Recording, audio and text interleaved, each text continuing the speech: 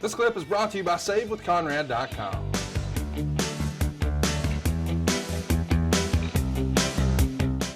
Well, I mean, listen, we're having a lot of fun talking about all things 1986. And I think the reason you and I are a little more serious today, and I guess we can give everybody a peek behind the curtain, we drop these episodes 2 days early over on our Patreon at patreon.com/WHW Monday. And of course on adfreeshows.com.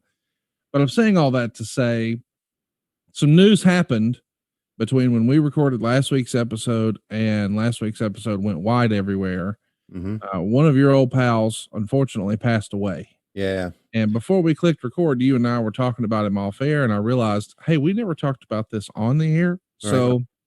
I want to give you a minute just to talk about Mr. Kernodle, who sadly is no longer with us. Yeah, Don Kernodle was really one of the nicer guys. He was not the best interview in the world, but when they had him work with Sergeant Slaughter, he picked up his game, and he was just a kid from up in Burlington, North Carolina, around that area, that loved wrestling and was a great amateur wrestler, and just a very, very polite young man. Back when I knew him, he was a little older than me, but he was a polite young man, and he passed away at age 71. And I saw the tweet by Dave Meltzer when he said that Don Kernodle was involved in probably the biggest angle ever in the Carolinas in 1983. Now, and this was right before I started working with them. This was the angle with Sergeant Slaughter and Don Kernodle against Ricky Steamboat and Jay Youngblood. And that I sent you a clip, and the final battle, the final conflict, I can't remember exactly I think it was the final conflict, it's on YouTube. It's in 5 different parts, shows the exact match in the cage. And it was Greensboro Coliseum. And it was that night they turned thousands away. Now keep in mind, Greensboro Coliseum was the biggest venue back then. I'm not so sure how many it held. I think it held like 16,000 people. And they turned thousands away that night. And it was just a great match. And Kernodle and Sergeant Slaughter, they moved on. I found a clip of me talking to Don Kernodle. They moved on, and Kernodle, became a baby face, waving the American flag, and faced the Koloffs. And then then that was it for Don Kernodle. In 85, they kind of phased him out, which kind of was, kind of broke my heart, because, man, he was part of my growing up. So, good guy. Saw him at the and you saw him too at the Ole Anderson. Here's how great a person Don Kernodle is. We all went up, the Ole Anderson roast is what I'm talking about. We all went up and shit on Ole, which is what you should do. Hell, Don got up and started crying about, and we just gave him all kinds of shit. You're crying about Ole Anderson, for crying out loud. Yeah, when you hear about somebody passing, especially when it's a part of your watching wrestling, it takes away something from you. Yeah. So, R.I.P. Don Kernodle. And if you go on YouTube and look up, let's see if I can find it here. I think I sent it to you. It was called no, apparently I didn't send it to you. It's called something. The Last Battle, The Last Conflict. It's Mid-Atlantic Championship Wrestling freaking at its best. Plus, if you listen to it, David Crockett and Bob Caudle called it. And I don't think it was really part of a TV show. But they were calling the action, and it was very good. Very well. A lot of blood. Well, it's sad to say that thoughts and prayers has almost become a cliche, but yeah, it has. This is a guy that, he was in his prime before I was watching wrestling, but I got to meet the real guy, as an older gentleman just a few years ago in Charlotte at the NWA Legends Fan Fest.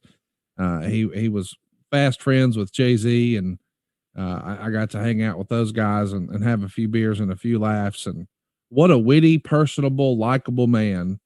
And I'm in a weird spot as a wrestling fan because I got to know the man before I was familiar with his work. And Right. as we start to see more of his stuff drip out here that we're watching together, I'm going to have an even bigger appreciation. So I hope that he and his family now have peace and contentment. How's that? Yeah, I do too. I'm going to put the interview I did with Don Kernodle, which is just a small clip. I'm going to put that on Patreon. It's him talking about the Greensboro Coliseum, and it was actually very cool. I don't know if maybe I can throw up the audio here right now. Let me try, because nope, can't do it. So there you go. Wait a minute, maybe I can. See, I'm not too good at this, as you know, and I should be because I'm on. You brag about being an audio engineer every week here on the show. Yeah, I know. All right, here it goes.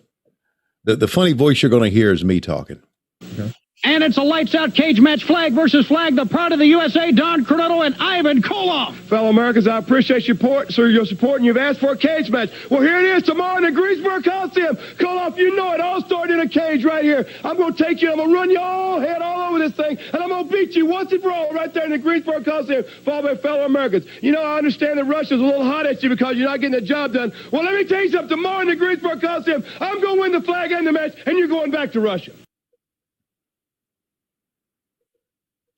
So there it is. Did you hear that? That was great. You're going back to Russia. I love that. Yeah, I love that too. Good stuff.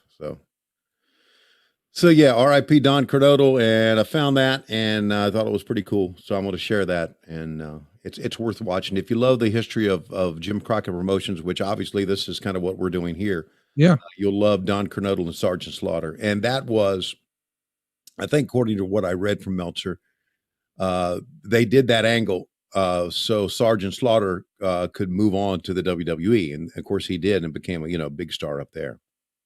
But he was a big star with the Crockett's prior to that. Well, I don't know what else to say. I wish I had some sort of smooth transition of how to move on to talking about wrestling from 1986, but that is why we're here.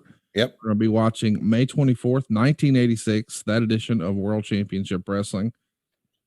Much longer show than we've had recently too, Tony. Feels like the old network version of these shows was trimmed down to like an hour, but here we've got like an hour and 25 minutes. So this should be fun. Yeah. I'm looking forward to it. I'm looking forward to seeing, actually more than anything, I'm looking forward to seeing where we're at with the best of 7 series. I don't think we've announced that. We're just kind of like, supposed to have a press conference coming up. Maybe it's going to be this week with the Russians, because that's what Ivan and Magnum said at the end of the show last week. Hey, it's Conrad Thompson. Thanks for checking out the podcast here on YouTube. Be sure to hit the subscribe button and the notifications bell so you get a notice anytime we upload some new content. And go save yourself some money right now. If you're in a 30-year loan or you have credit card debt, it's not a matter of if I can save you money. It's a matter of how much. Find out right now for free at SaveWithConrad.com.